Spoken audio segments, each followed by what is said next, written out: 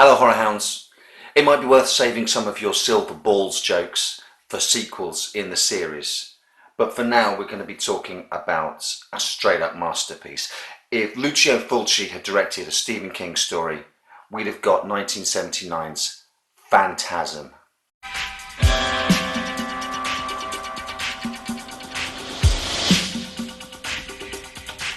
They say that necessity is the mother of invention. It was certainly true on Jaws, and the same is true with Phantasm, a film that I think was created by its restrictions, that soars triumphant because of its restrictions, rather than is hobbled by them.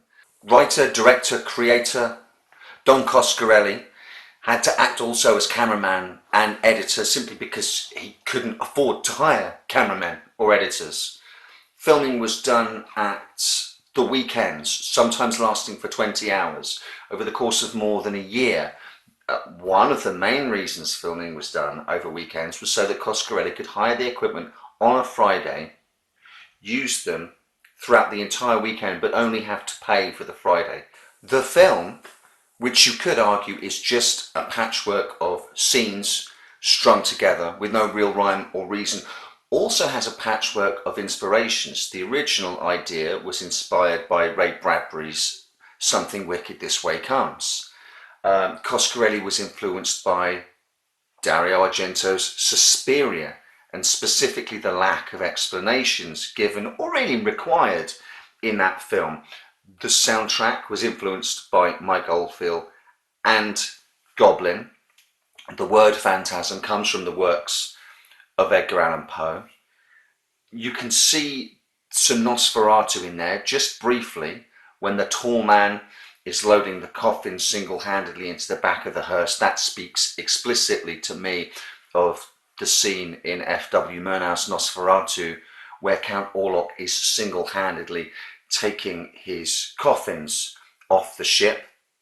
And Dune, of all things, as the series goes on, this is a horror franchise that becomes more and more sci-fi infused, but there are direct and specific references to Dune within Phantasm, so the sci-fi element was always there.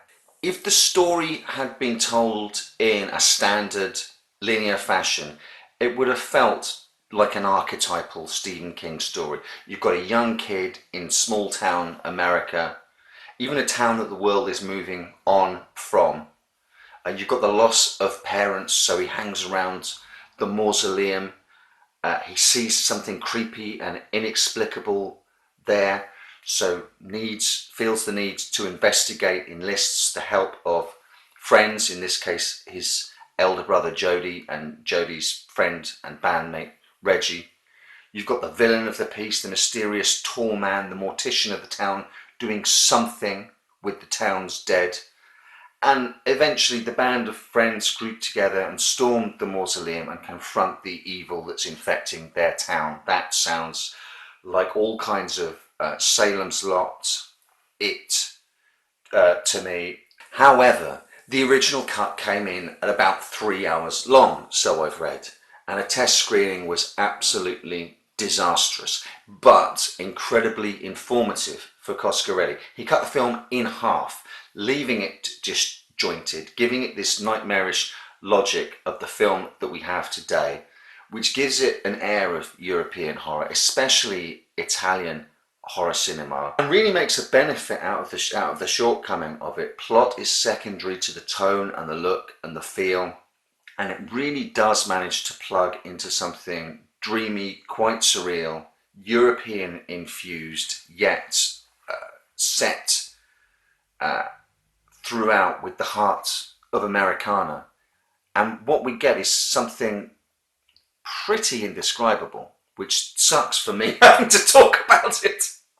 Having the horror set around and then eventually in a mausoleum, with the mausoleum and the cemetery at the centre of this spinning gyre of madness, is personally, I think, a work of tonal and contextual genius. Right there, you have themes of death and the grave, the idea of these numinous spaces that you're supposed to visit, a place where you can go and reflect on the past and the afterlife and memories and loss and death, where you're actively invited to come and meditate on those, but also behind those doors and underneath there are out of bounds areas, rooms you're not allowed to go in, that you will transgress if you cross those boundaries. And behind those doors, the operations of the morticians, the sort of occult in a very loose sense, hidden knowledge, hidden because we don't really, we don't really want to know what's going on back there. We don't want to know about draining the blood and embalming fluid and stitching the lips together and the makeup and stuff. We'd really rather not know. We've made those transgressive places through our own culture and our own relationship with death. This is a film that absolutely should not work, and I do understand why kids coming to it now will watch it and think that it's a piece of shit. I mean, it's put together with sellotape and cardboard. All all the workings of it are on display. All the guts of how this film is cut together. All the limitations of budget, right down to the fishing wire that the little plastic insect bug is on that you can see. Everything that with films is normally behind Oz's curtain. This curtain is flung wide open and we can see how ragged around the edges is. We can see how on the fly it was made, and yet it has achieved a level of artistry almost I think beyond the expectations and the intentions of the group of people making the film.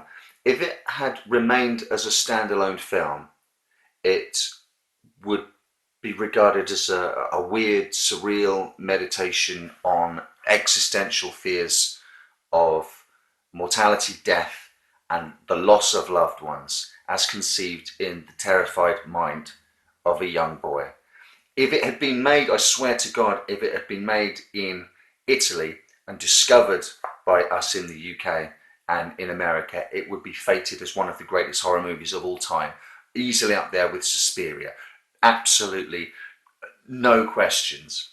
Somehow all the disparate elements, from the triumphant stuff to the downright amateurish, seem to coalesce into a whole that is far greater than the sum of its parts. So, as I've noted before, if you're a fan of European horror cinema, especially Italian horror films, and if you're a fan of the work of Stephen King, especially the early work of Stephen King, if you're a fan of both, there's this weird collision between the two. Aesthetics, vibes and feelings. This is a mashup film made on the fly that somehow soars. And for the longest time it was held in such high regard because it was the one and only Phantasm. None of the elements were explained. But of course, almost 10 years later, when Universal greenlit a sequel, that level of hands-off sort of, hey, we can put on the show right here, we can do the show in the barn, you know, this sense of DIY filmmaking would seem like a distant memory of a dream all of its own. The big boogeyman of studio interference would loom larger even than Angus Scrimm as the tall man. That's a story for the next video, and Phantasm 2, however. Of course, I do appreciate that me sitting here like some kind of blowhard declaring Phantasm to be a work of utter genius is not the only viewpoint. And as I've been doing recently with a lot of my other reviews, I like to end by taking dissenting voices, alternate viewpoints from Internet Movie Database reviews. The Phantasm series is going to be no different.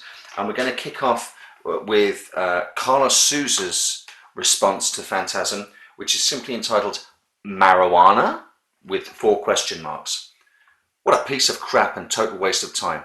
Can't believe the comments some people made about this movie. Are you all on drugs? This is just one of the most, if not the most, idiotic movies I've seen in my entire life. The script is bad and the acting is worse. There is just nothing good about it. Phantasm is not even watchable trash. Some comments made here, i.e. on the Internet Movie Database. A 1979 classic which the new generation may think dated. I'm 39 and still don't find this to be a classic. It grows on you. Yeah, I just could not wait for it to end. Surreal, strange and superb. Marijuana? Warning, warning, crap alert. If you're thinking about watching this movie, just don't. Find something better to do with your time. And the second and final review comes from this channel's perennial favourite IMDb reviewer, Jacob John Taylor 1. He says simply, Phantasm 2 is a better movie and that was pretty bad. Phantasm 3 is a better movie and that was also very bad.